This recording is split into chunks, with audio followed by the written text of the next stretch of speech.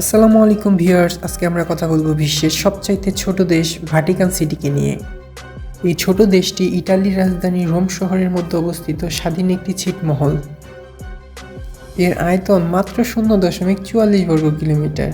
2019 সালের তথ্য অনুযায়ী এর জনসংখ্যা ছিল মাত্র 800 জন, যাদের প্রধান হলেন একজন পোপ। 1929 সালে ইটালি এবং ভ্যাটিকানদের মধ্যে স্বাক্ষরিত ল্যাটারান চুক্তির মাধ্যমে দেশটি স্বাধীন রাষ্ট্রের মর্যাদা লাভ করে। এটি পৃথিবীর মধ্যে সবচাইতে ছোট দেশ হয়েও এখানে রয়েছে বেশ কিছু দর্শনীয় স্থান।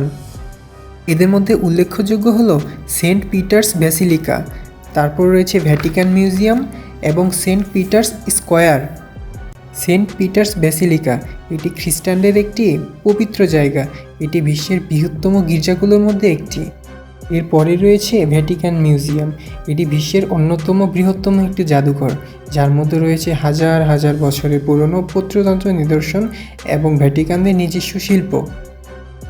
সেন্ট পিটার্স স্কোয়ার ব্যাসিলিকার সামনে অবস্থিত বিশাল এক চত্বর, যার ডিজাইন করেছিলেন বিখ্যাত স্থপতি বার্নিন।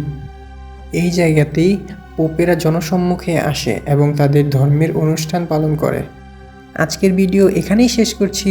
ভিডিওটি ভালো লাগলে ভিডিওতে একটা লাইক করে দিও, চ্যানেলটিকে সাবস্ক্রাইব আর ফলো করতে ভুলো না।